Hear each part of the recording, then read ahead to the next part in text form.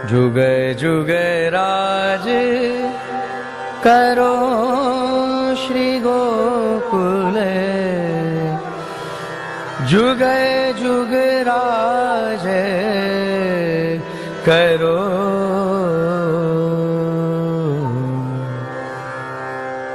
जुग जुग राज करो।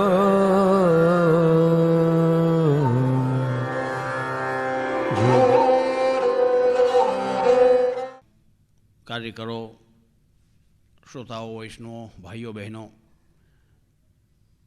શ્રી મહાપ્રભુજીની કૃપાથી આંતરરાષ્ટ્રીય પુષ્ટિમાર્ગી વૈષ્ણવ પરિષદ દ્વારા રાગ ભોગ શૃંગારને વિષય કેન્દ્રમાં રાખીને જે પ્રવચનમાલાનું આયોજન કરવામાં આવ્યું છે, એ આયોજન અંતર્ગત ત્રીજા સત્રમાં શૃંગાર ઉપર પ્રવચન આપણે જે વિચાર વિમર્શ કરી શકીએ, તો મેં પૂર્વ વક્તાઓએ પણ જેમ વાત કરી કે શ્રી ગુસાઈજીએ જે રાગભોગ અને શૃંગારની પરંપરા ચાલુ કરી, શ્રી પુરુષોત્તમને સેવામાં લાડ લડાવવા માટે રાગ એ આપણે બે તરીકે બે રીતે ઓળખી શકીએ, જાણી શકીએ. રાગ એટલે કે કીર્તન વગેરેથી જે ઠાકોરજી સન્મુખ થાય એ રાગ, અને રાગ બીજી રીતે કે જે રાગ એ તે પ્રેમ અનુરાગ આપણો શ્રી મહાપ્રભુજી પ્રત્યે, ભગવાન કૃષ્ણ પ્રત્યે થાય. ભોગ એમાં પણ એ જ બે પ્રકાર થઈ શકે, જે ઠાકોરજીને શ્રી ગુસાઈજીની પરંપરા પ્રમાણે ભોગ ધરવામાં આવે, અને જીવાત્મા પોતાની ઇન્દ્રિયોથી જે ભોગ કરે એ બધા ભોગ પ્રભુ પ્રત્યે થાય અને આપણા અલૌકિક થાય, એ પણ વિષય આમાં આવી શકે. શૃંગારમાં પણ એમ જ થઈ શકે કે શૃંગાર જે ઠાકોરજીને ધરાવવામાં આવે, જે ગુસાઈજી કૃત પ્રણાલી અનુસાર અન્ય વિભિન્ન શૃંગારો, રીતના શૃંગારો બધા થાય, એમને એમ શૃંગાર એટલે શૃંગાર રસ, જે સાહિત્યશાસ્ત્રમાં શૃંગાર રસ છે, એ શૃંગાર રસનો પણ આપણને આવિર્ભાવ ભગવત પરક પ્રભુ પ્રત્યે જ આપણે એની અંગીકૃતિ થાય. શ્રી મહાપ્રભુજી આજ્ઞા કરી કે બ્રહ્મ સંબંધ લઈને, હમણાં પૂર્વ વક્તાએ વાત કરી કે બ્રહ્મ સંબંધ લઈને વૈષ્ણવોએ સેવા કરવી જોઈએ, અને ભગવત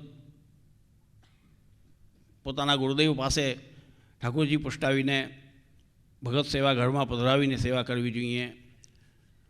જયેશભાઈએ વાત કરી કે આજના પરિપ્રેક્ષમાં યુવાઓ કઈ રીતે આકર્ષિત થાય અને કઈ રીતે આપણા માર્ગમાં એને સહેલું લાગે અથવા આકર્ષણ થાય.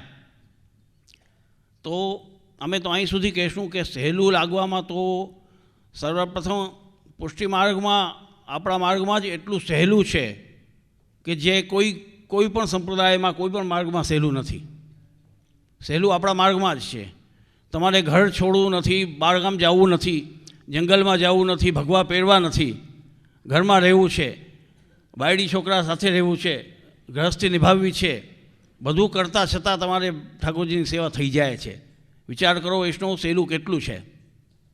એ તો તમારે વર્ષોની તપસ્યા કરવાની, જ્ઞાન માર્ગમાં, યોગ માર્ગમાં તપસ્યા કરો અને પૂરો જીવન એના પાસે યાપન કરો. આમાં તમારે લૌકિકમાં રહીને, લૌકિક રીતે જ રહીને સિર્ફ માત્ર કરવું એટલું છે કે બધી ઇન્દ્રિયોને પ્રભુ પ્રત્યે લગાડવાનું. કામ, ક્રોધ, લોભ, મોહ, મદ, મત્સર જે પણ આપણને મનુષ્યની પ્રાકૃત ચેષ્ટાઓ છે, પ્રાકૃત ઇન્દ્રિયો છે, બધી પ્રભુ પ્રત્યે લાગે. તો એમાં પણ આજકાલ વૈષ્ણવોને, આજકાલ લોકોને એમાં પણ એટલું અઘરું લાગે છે. તમે વિચાર કરો વૈષ્ણવો, ભગવત સેવા, પરબ્રહ્મ પૂર્ણ પુરુષોત્તમ ભગવાન કૃષ્ણ જે પરબ્રહ્મ છે એને તમે તમારા ઘરમાં એક વિચાર કરજો, એક 2x2 આળિયામાં પધરાવી શકો છો, લાકડાના કબાટમાં પધરાવો છો. એ પરબ્રહ્મને તમે તમારી સગવડ પ્રમાણે તમારા ઘરમાં જે રીતે સગવડ હોય એ રીતે તમે એને પધરાવી શકો છો, એની સેવા કરી શકો છો. એ પરબ્રહ્મની તમે એને જગાડો, સુવાડાવો, બેસાડો, શૃંગાર કરો, સ્નાન કરાવો. હવે વિચાર કરો, આ યોગ્યતા તમારામાં આપણામાં છે કે પરબ્રહ્મને આ રીતે આપણે નચાવી શકીએ, આપણી રીતે રાખી શકીએ, આપણે એનું બધું કરી શકીએ? એ યોગ્યતા ક્યાંથી આવી? વૈષ્ણવમાં એ યોગ્યતા ક્યાંથી આવી કે પરબ્રહ્મને તમે તમારી રીતે, તમને જે અનુકૂળ હોય એ રીતે, જે સમય અનુકૂળ હોય એ રીતે જગાડો, મોડા જગાડો, વહેલા જગાડો, મોડા પોઢાઓ, એ બધું કરી શકો. એ તમારે યોગ્યતા ક્યાંથી આવી? માત્ર ને માત્ર શ્રી મહાપ્રભુજીની કૃપાથી એ યોગ્યતા આપણને પ્રાપ્ત થઈ છે. અને વિચાર કરો, આજના યંગ વર્ગને પણ હું કહીશ કે વિચાર કરે કે જે બીજા માર્ગોમાં જેટલી કઠિનતા છે, જેટલું કાઠિન્ય છે એટલું કાંઈ નથી. આ યોગ્યતા તમને ખાલી વિચાર કરો, 24 કલાકનો ઉપવાસ અને બ્રહ્મસંબંધ લેવા માટે એકવાર નહાવું, એ પણ લોકોને ભારી પડે છે. ઉપવાસ કરવું પડશે જે એમ પૂછે તો એક ઉપવાસ કરવું પડે છે. ખાલી એક ઉપવાસ કરીને તમને ભગવાન પૂર્ણ પુરુષોત્તમ પરબ્રહ્મને અડવાનો, નકર વિચાર કરો તમે સ્પર્શ કરવાનો અધિકાર તમને ક્યાં છે? એને એ પરબ્રહ્મને તમે અડી ક્યાંથી શકો? ક્યાં ઓલો કે એને ક્યાં રાજા ભોજ ને ક્યાં ગાંગુ તેલી, એને અડવા દે કોણ તમને? પરબ્રહ્મ પૂર્ણ પુરુષોત્તમને અડવા દે કોણ? આપણામાં એટલી યોગ્યતા ક્યાં?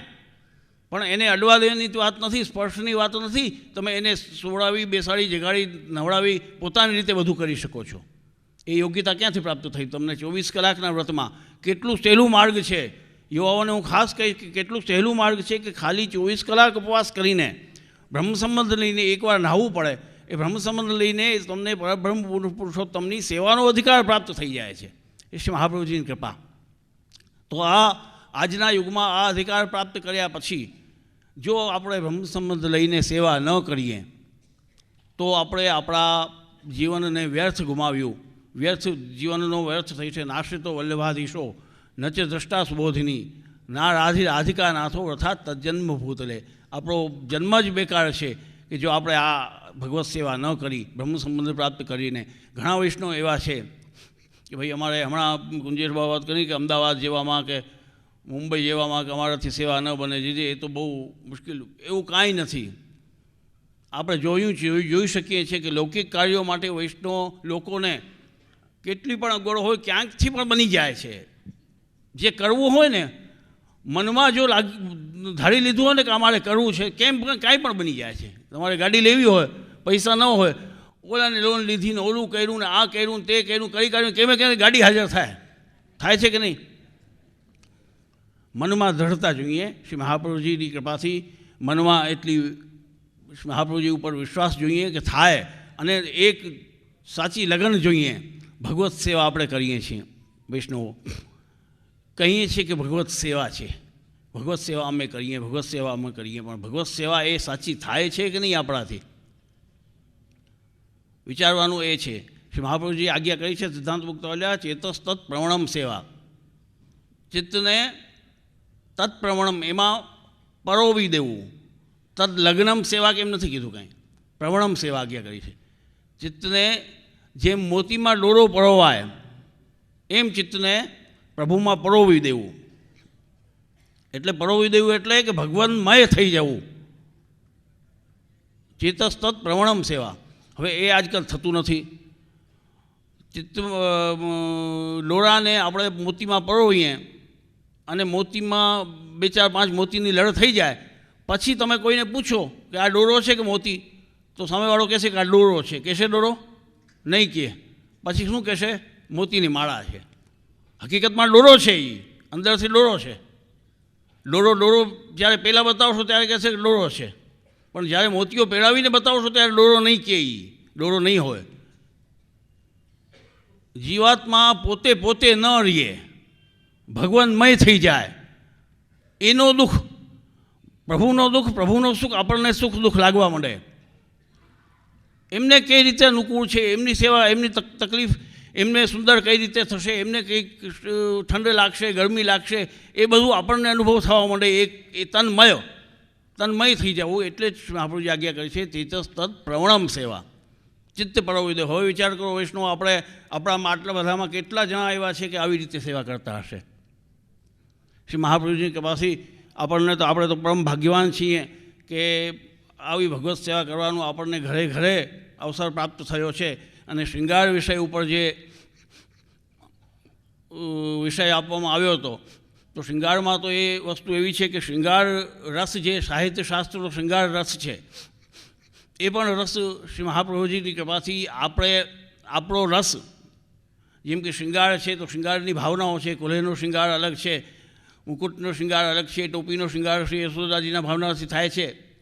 બધી સોનાનો શૃંગાર છે તો શ્રી રાધિકાજીના ભાવનાથી થાય છે. એ બધી રીતે અલગ અલગ શૃંગારની ભાવના છે. એ ભાવનાઓ તો હમણાં લેવા બેસીએ તો ચારેય યુથના ચારેય યુથથી અધિપતિઓ, રાધિકાજી, કુમારિકાજી, શ્રી યમુનાજી, આ બધાની ભાવનાઓ અલગ અલગ છે. તો ભાવ એ વિસ્તાર બહુ થઈ જશે. જેમ કે રાસોત્સવ છે, શરદ પૂર્ણિમા છે તો મુકુટનો શૃંગાર આવે, તો એ ભાવ છે કે મુકુટ પણ રસોદ્દીપન માટે છે. કટિપેટ ધરાવે તો એ રસોદ્દીપન ભાવનાથી છે. એ ભાવના તો છે જ, પણ હકીકતમાં સાહિત્યશાસ્ત્રનો જે શૃંગાર રસ છે, એ શૃંગાર રસ આપણામાં, જીવાત્મામાં લૌકિક કામને પણ આપણે અલૌકિક કામ કરીને ભગવાનમાં શૃંગાર રસનો આપણે રસ લેવા માંડીએ. એ હકીકતમાં આપણે અહીં વિચારવાનું છે. કવિ કહે છે એક રસખાનજીનો દોહો છે કે આ તો જો કે અમે બનાવ્યો છે બીજો. રૂપ વહી જો બંધી, પ્રીત વહી જો બંધી બસ વાસો, પ્રીત વહી જો બંધી બસ વાસો, રૂપ વહી જીહ વાહી રજાયો, બક્ષ વહી પડશે ઉર્વાકો, ગાત વહી જીન વા પડસાયો. આ શરીરમાં શું છે?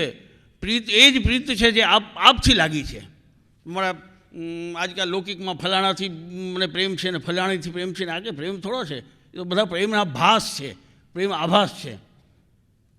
પ્રેમ તો સાચો એ જ છે કે જે ભગવાન કૃષ્ણથી લાગ્યો છે. પ્રીત વહી જો બધી વસવાસો, રૂપ વહી જીહી વાહી રીજાયો, એ જ આપણો રૂપ છે. આપણા માર્ગમાં તૈયાર થઈને તમે બ્યુટી પાર્લરમાં જાઓ, પણ તૈયાર થઈને ભગવત સન્મુખ આવો ત્યારે તમારી તૈયાર થવાનું સફળ ગણાશે. ભગવાન પ્રભુ આપણને જુએ. વૈષ્ણવમાં પણ, લેડીઝોમાં પણ સાડી પહેરી, સારા કપડાં પહેર્યા, પ્રભુ સન્મુખ જાઓ. પ્રભુ અમને જુએ, પ્રભુને સરસ લાગીએ. એટલે બધી ઇન્દ્રિયોથી બધી ઇન્દ્રિયો, બધી ઈચ્છાઓ પ્રભુમાં જ સમર્પિત કરવી. રૂપ વહી જીહી વાહી રીજાયો, બક્ષ વહી, છાતી એ જ છે, બક્ષ વહી પડશે ઉડવાકો, ગાત વહી જીન વા પડસાયો. એ જ શરીર છે કે જેને જે શરીરને એ અડ્યા છે, બાકી શરીર નકામો છે. ગાત વહી જીન વા પડસાયો, નેન વહી નિરખ્યો હી કરે ઉન, ગાત નેન વહી નિરખ્યો હી કરે ઉન, આસ વહી જીન વા નિકસાયો, તાપ કહાલો બખાન કરે, લગ્ની વહી જીન વા સુલગાયો. તો આપણા માટે તો શૃંગાર રસની જે વાત છે, શૃંગાર રસ આપણો જે સાહિત્યશાસ્ત્રી શૃંગાર રસ છે એ પણ પ્રભુને સમર્પિત થાય તો જ છે. બાકી તો આ વિષય એવો વિશિષ્ટ છે કે એને તો હકીકતમાં અંતર્ગત ચર્ચા હોય ને તો શૃંગારના ભાવનો આનંદ વધારે આવે. અંતર્ગત જેમ કે એકાંત ચર્ચા હોય એમાં વિશિષ્ટ આનંદ, ભાવનો આનંદ, શૃંગારોનો અલગ અલગ. જેમ કે કુંજેશ બાબા હમણાં વાત કરી મકરાકૃતિ કુંડલનો, એ રીતે કે પકડી રાખે ભક્તને. એ બધી ભાવનાઓનો, કુંડલની, કર્ણફૂલની, કોલ્હેની, એ બધી ભાવનાઓ તો એ રીતની છે કે બધી અંતર્ગત ચર્ચાઓમાં આનંદ વિશેષ આવે. તો સમય ઘણો થયો છે. અમે આવ્યા ત્યારથી જ ઓવર ટાઈમ ચાલતું હતું એટલે અમે થોડુંક ઓછું કરી દઈએ અડધી કલાકના સમયમાં, જેમ ઓલો રન રેટ વધી ગઈ હોય, રન રેટ ક્રિકેટના સ્કોરમાં ચેસિંગ કરવામાં રન રેટ પાછળ રહી ગયા હોઈએ, પછી એક ઓવર એટલી તેજ મરાઈ જાય 20-22 રનની, તો પાછો લેવલ આવી જાય. એટલે અડધી કલાકથી પહેલાં પૂરું કરી દઈશ તો આગળ લેવલ કદાચ આવી જશે. બધાને ખૂબ ધન્યવાદ, આશીર્વાદ કરીને.